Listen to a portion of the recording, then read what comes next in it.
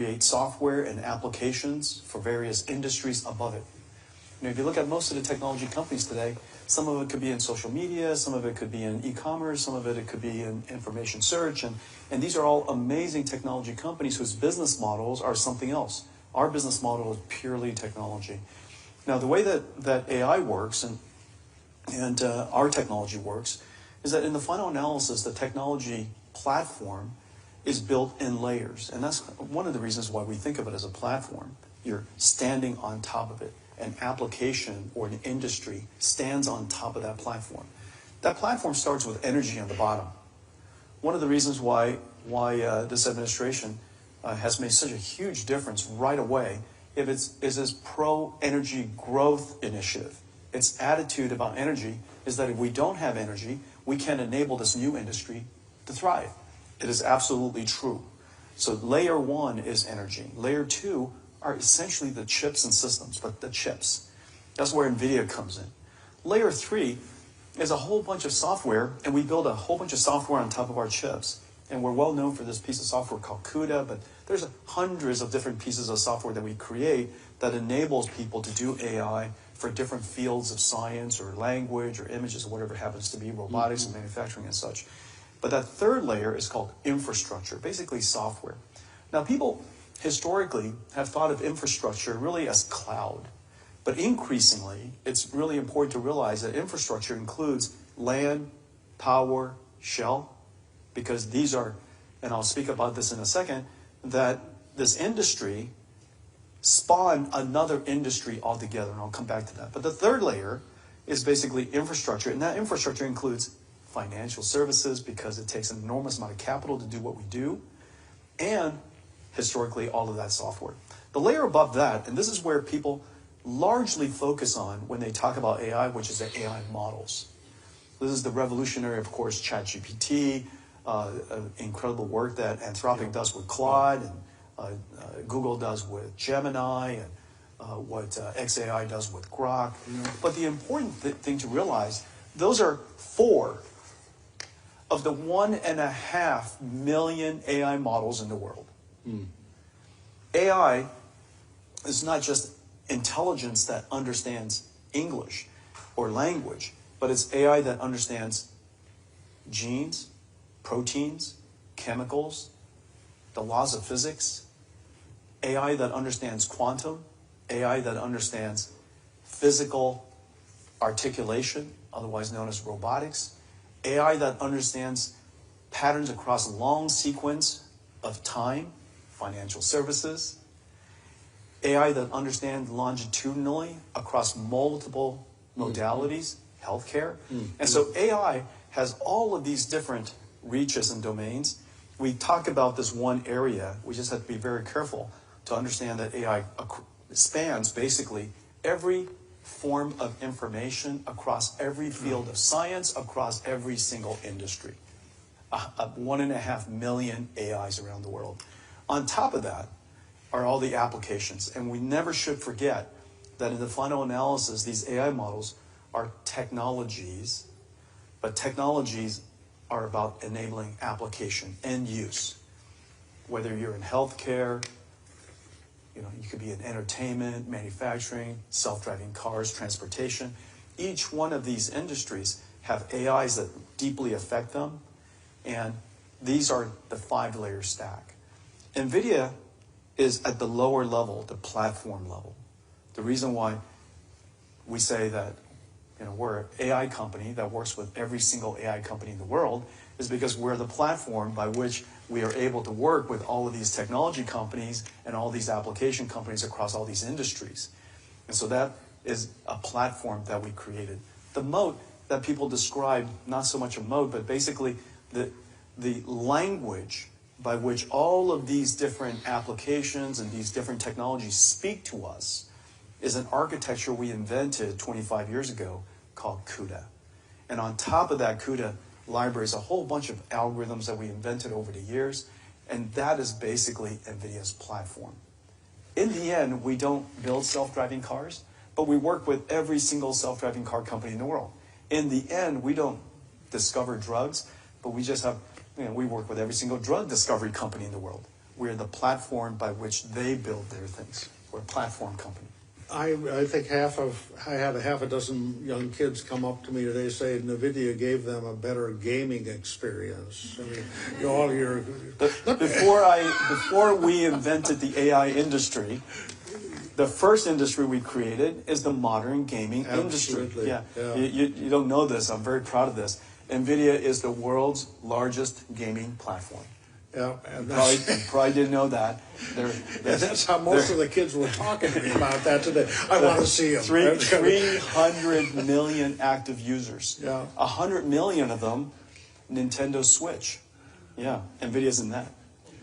Okay, so let me ask you. You said something recently that was quite provocative. You said that China was winning the AI race. The AI competition. I know that you've got a powerful, competitor in Huawei, and Huawei has a lot of advantages you don't have. Why don't you describe this competition? Are we really losing?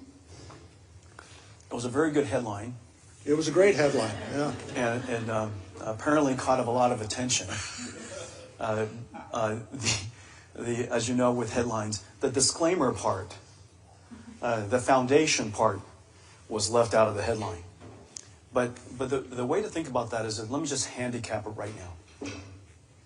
If you look at AI and go back to the first thing that we said, AI is a 5-layer cake. Let's just always simplify. It's not quite this simplistic, but let's simplify AI into a 5-layer cake.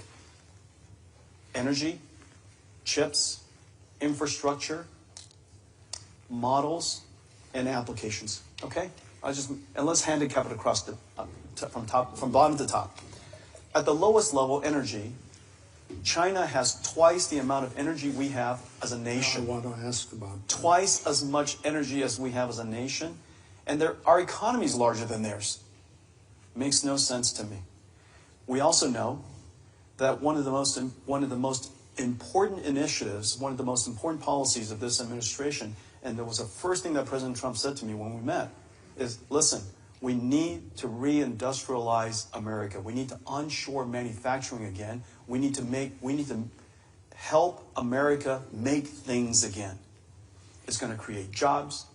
That part of the economy has been offshored, and completely gutted the United States. We need to bring that back, and he needs my help to do so. And so that entire sector of the economy is missing. And however, without energy, how do we build chip plants, computer system plants, and these AI data centers? We call them AI factories. We're building simultaneously 3 different types of factories in the United States: chip factories, supercomputer factories, and AI factories. They all require energy, every single one of them. Yeah. And so on the one hand, we want to reindustrialize the United States. How do you do that without energy? And so the fact that we vilified energy for so long, President Trump sticking his neck out and taking it on the chin and helping the country realize that energy is necessary for our growth, is one of the greatest things he's done right off the bat. And so now, at the energy level, back to that stack, we're 50%, and they're growing straight up. We're kind of flat right now. And so, number 1, energy. Number 2, chips. We're generations ahead. We are generations ahead on chips, and I think everybody recognizes that. Number 3, infrastructure. If you want to build a data center here in the United States, from breaking ground to standing up a AI supercomputer is probably about 3 years. They can build a hospital in a weekend. That's a real challenge. And so at the infrastructure layer, their velocity of building things, because they are builders, their velocity of building things is extraordinarily high. Now, really quickly on chips, we're several generations ahead, but don't be complacent. Remember, semiconductors is a manufacturing process. Anybody who thinks China can't manufacture is missing a big idea. But China discounts energy costs for a chip company by 50%. That's right. They provide free transportation for employees to come out to the factory. That's right. I mean, you can't do that. I mean, our energy cost is more expensive than theirs in the first place. Absolutely. And then they discounted 50%. And so we're probably call it 4 to 8 times the cost. So tell me, how do you feel about this great competition with China? I mean, the government is putting enormous resources underneath their champion. We don't do that in this country. How do you feel about that? Well, before I get there, don't let me not answer that question. I'm dying to answer it. But let me handicap the next 2 layers. The model layer, United States frontier models, our frontier models are unquestionably world-class. We are probably, call it 6 months ahead. However, out of the 1.4 million models, most of them are open source. China is well ahead, way ahead on open source. Now, the reason why open source is so important is because without open source, startups can't thrive, university researchers can't do research, you can't teach AI, scientists can't use AI. Basically, all of the industry around your economy have no ability to fundamentally advance themselves unless you have open source.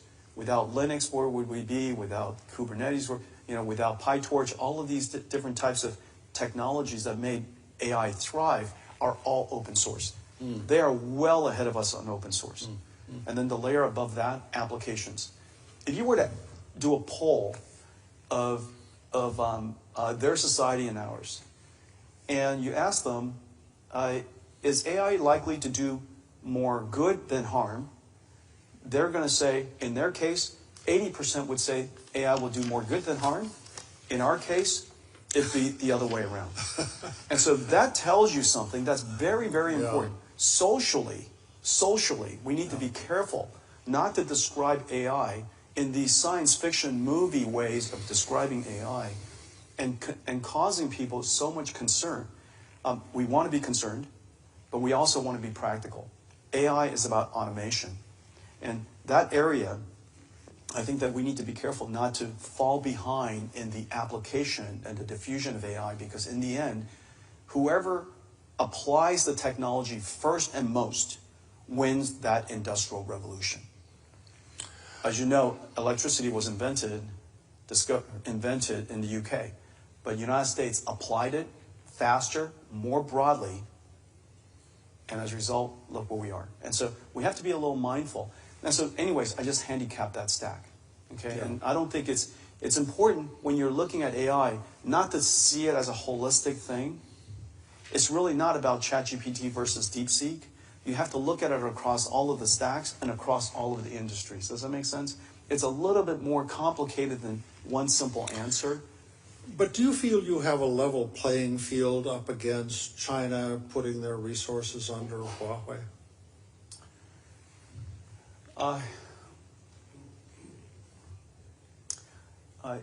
First of all, America's technology industry, just as our financial services industry, our military, our technology industry, we can all agree, are the mightiest in the world. I am part of one of the mightiest industries anyone in history has ever seen. Oh. We have, going toe-to-toe against anyone, the American technology industry has nothing to fear. We are mighty, we're fast, we're inventive, we'll take anybody on. However, we can't concede the market to them. As you know, at the moment, Nvidia has been banned from going to China. Not to mention, China has banned Nvidia going to China. Yeah. So I think we're the first company in history that has been banned on both sides. And so whoever banned us going to China, them and China agree. that Nvidia should not go to. Now, of course, I'm being a little cute here, and I'll be a little bit more nuanced here in a second. But at the moment, we're simply not competing in China. Now, what's going on? We have conceded essentially the second largest AI market, the second largest technology market in the world. I know. China will. It's not. Somebody has said to me, "Well, yeah, okay. Well, we're not in China, but we're going to grow somewhere else. You're not going to replace China." It's just as the world wanting to sell to America and they want to export to America. If they don't export to America, you're not going to replace the United States. We are singular in the world. We are absolutely singular. And so in the case of China, we shouldn't concede the entire market to them. They're formidable, but conceding that entire market, we ought to go compete for it. Having said that, we should also acknowledge that Huawei is one of the most formidable technology companies the world has ever seen. They deserve, although they have a lot of support, whatever support they have, they deserve all of the respect that everybody ought to give them. We compete with this company. They're formidable. They're agile. They move incredibly fast.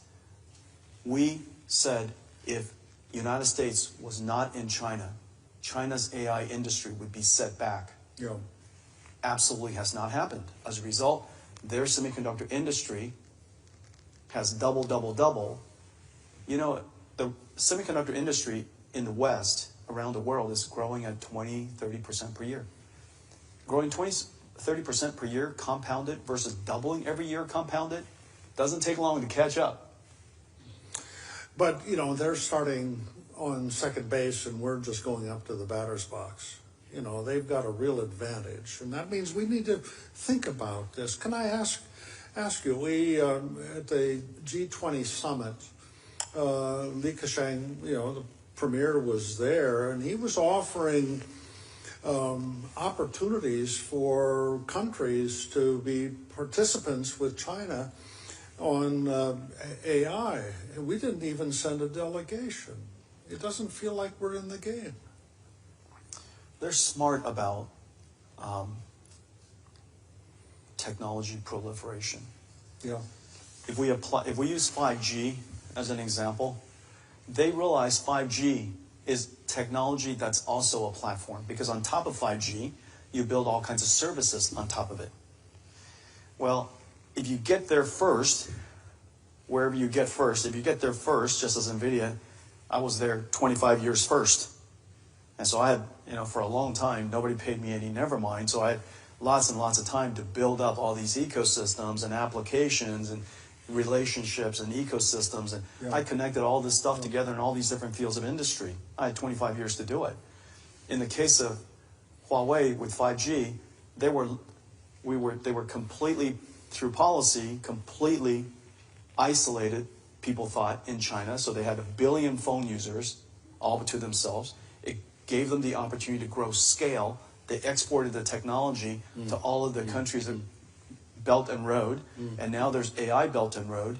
And so they'll definitely diffuse the Chinese technology as quickly as possible, because they understand that the sooner you get there, the sooner you build the ecosystem on top, the sooner you become you become essential part, a dependent part of that ecosystem. Tell me about the Chinese ecosystem they're trying to create. Obviously, it's deep and it's robust, and it has a physical as well as a technological and economic dimension. How do you look at that? Take a step back again. Remember, I think it's like 9 out of the 10 top science and technology schools in the world are now in China. They lead in science and technology in many different fields. This has completely flipped in the last half to a decade. We used to lead most of them. Now they lead most of them. They have a large population of highly qualified students. Absolutely. Number one. Number two, 50% of the world's AI researchers are Chinese. Third, 70% of last year's AI patents are published by China. The ecosystem of AI in China is vibrant, rich, incredibly innovative. Yeah. Yeah. They work incredibly hard. Yeah. This is a country with an enormous might. So that is the ecosystem of software developers. Yeah. Now, that layer, as I just mentioned, the model and the application layer. All of these scientists, they're sitting at the model and the application layer. And now they're going to take that capability, because the United States is no longer participating in China. We've left China. We've evacuated that market. We've conceded that market. And so now they've got to go build their own. So using these AI researchers, all of these incredible computer scientists that they have, their richness of software capability, and they're going to go build their own complete stack. Once they build that entire complete stack, they'll export it as quickly as you can imagine. And this is the world of what we will find someday if we don't activate. We'll be buyers, not sellers. That's right.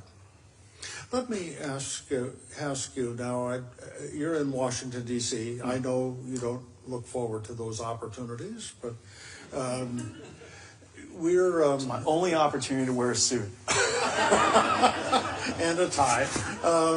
But let me ask, because, we're involved in something I've not seen before in my 45 years here. We've delved into industrial policy. I always thought industrial policy was something that we shouldn't be doing in this country. Now, the Biden administration decided that they would define what they would allow you to sell.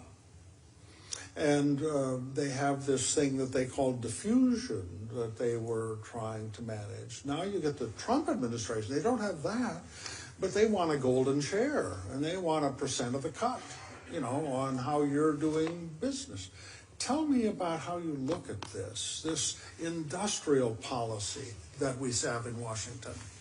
I do agree that industrial policy should intervene when a dramatic action needs to be taken. I also would say that President Trump walked into a situation where dramatic actions needed to be taken. The first dramatic action that needed to be taken is to reverse the mistakes that have been made in energy growth over the course of the last decade. We have done our country a great disservice. There are no new industries you can grow without energy. Yeah. Electricity. That's right. We need electricity, because otherwise, sure, we could all be in the services industry, and as you know, the service industry only needs calories. But manufacturing industry needs electricity. And so we need energy, number one. Number two, we do need to, if we want to fix our social issues, domestic social issues, we have to create prosperity, not just for people with PhDs and college degrees. We have to create prosperity for every segment of the economy. And so the largest segment of the economy is manufacturing, and we've offshored that for too long, for 20 years. We have to bring that back, and we have the ability to do so. And this AI industrial revolution, this flashpoint, is precisely when we should do it, because it allows us, it created a company called Nvidia, made it possible for us to have such a large ecosystem of suppliers. We can encourage them to partner with us. We can encourage Taiwan to partner with us to help us reindustrialize the United States, and they've done so with great support.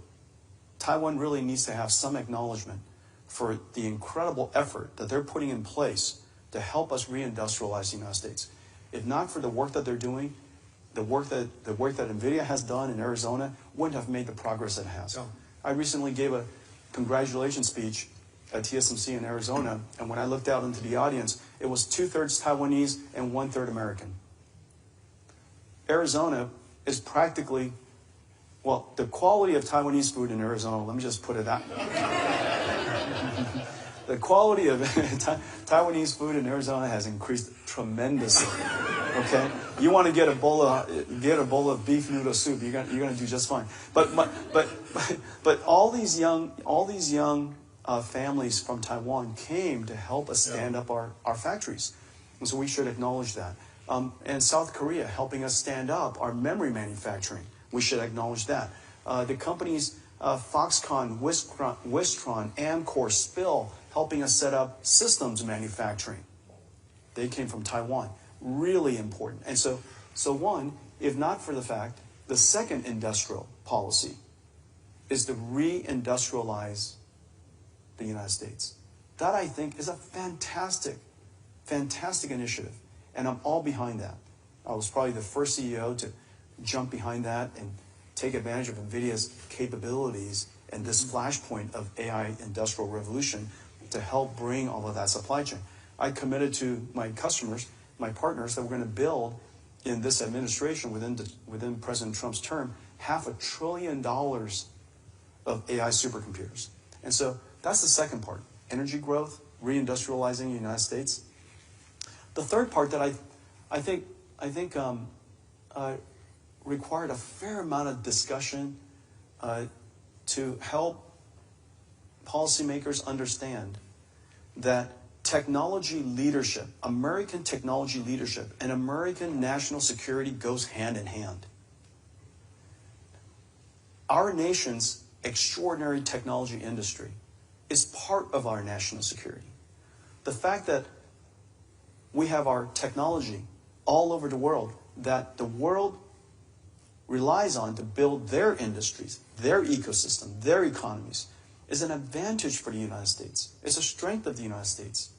It helps keep the United States safe when everybody works with us. Let me build on that. Yeah. I think national security, there are two dimensions of national security. And I differentiate small case and large case. Small case, national security, small n, small s.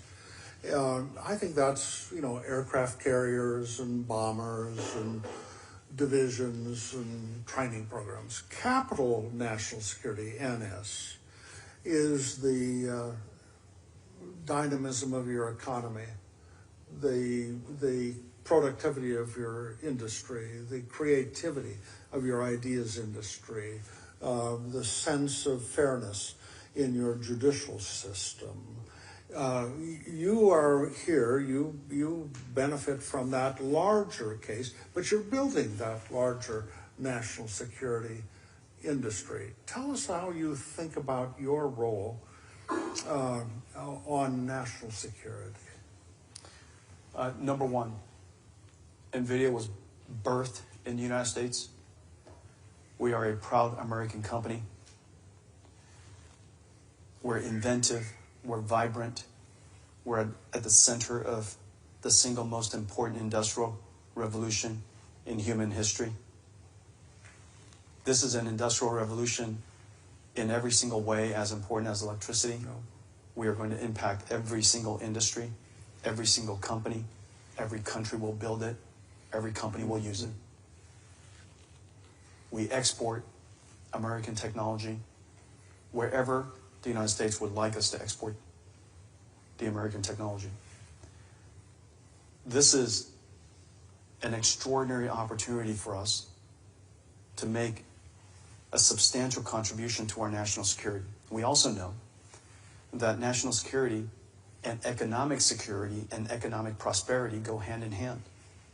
The wealthier our nation, the more we can fund the mightiest military on the planet. Yeah. And I do believe that it is the case where, because of this new industrial revolution that we've started, we are creating new factories in America. We're creating new jobs in America. And somebody recently told me that we contributed more to economic growth singularly than just about any company in the world today to the American economy. And I believe that that's probably true.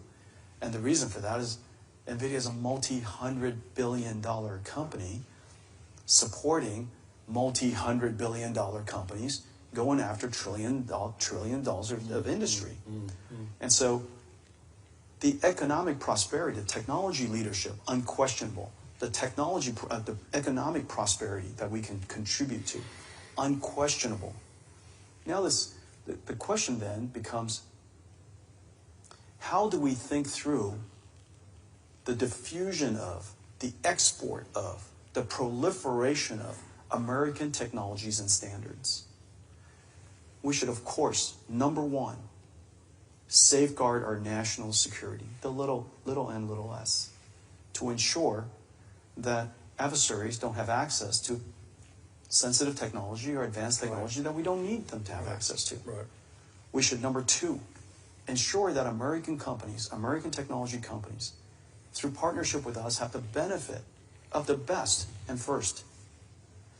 But then after that, after number one and number two, we should also proliferate American technology standards, compete around the world, fuel this flywheel of funding our R&D so that we can continue to be the mightiest technology industry in the world, so that we can fund the mightiest military in the world.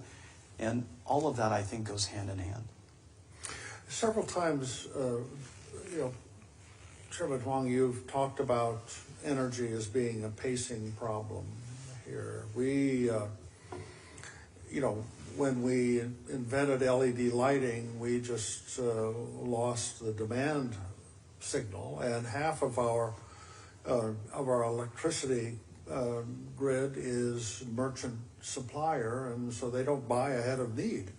And so we're now really way behind. Yeah. You pointed out that China has built out twice the capacity of electricity than has the United States. How big a constraint do you see that as being for our build out for this revolution that you're trying to create? Deeply serious. I think at this point, we have to use every form of energy we can. I believe we can't rely on the power grid. We got to build behind the meter. We obviously need power generation systems. There's no question we should try to encourage and try to accelerate nuclear. We need to have energy growth very, very shortly. In the meantime, we're advancing our technology so quickly. No company our scale has ever introduced new generations every year. And when I say we just ship a new chip every year, people, because there's so many gamers in the world and they've known me for so long, and when they think about what Nvidia builds, they think it's a module that looks like a gaming graphics card, our GeForce graphics card, and they plug it into their PC. Well, a GPU for AI centers, AI data centers, that GPU weighs 2 tons. It has 1.5 million parts. It consumes 200,000 watts. It costs $3 million. Every so often somebody says, these GPUs are being smuggled. I really would love to see it. Not to mention, you have to smuggle enough of them to fill a football field full of these things so that you could run it as an AI data center. And so, anyhow, the technology that we make each year allows us to increase the performance at about the same power by many times. And let me just pick a number, say 5 times or 10 times each year. As a result, our energy efficiency improves by 5 times or 10 times each year. But the problem is this. We're at the beginning of this technology build-out. I'm improving the performance by a factor of 10 times each year, but demand is going up by a factor of 10,000, a million times each year. AI is getting more compute intensive, the adoption's going way up, I've got all these exponentials. And so we're going to keep chasing this. We're going to be completely dedicated to advancing the technology as fast as we can. But the bottom line is we need energy. Yeah, and I forgive me for interjecting myself. I do think we have to overcome the NIMI constraints. You know, we're going to have to find some structure of federal preemption so that we can overcome the barriers. That's my comment, that's not your comment. I don't want you to get in trouble for my saying that. Let me ask you, I mean, last year... Thank you for that. Last year, the world installed 2 million robots. Half of them were in China, which is really astounding when you think about it. Tell me how robots fit in with AI. You know, let me just give you one example of why it's around the corner. You know, these days you could describe in text, and you give it to a video AI, and it generates a video. You guys know this, right? It actually, from words, you can generate a video, okay? And let's say the video is Jensen reaches over, picks up a cup. So I take a picture of this screenshot, give it to the AI. That's the starting condition. And I say, now cause Jensen to reach over and pick up the cup. The AI creates pixel by pixel, token by token, my arm picking up the cup. And that everybody knows is possible today. You guys have seen it. Well, the AI can't tell the difference between it manipulating pixels versus it's manipulating a bunch of motors. So the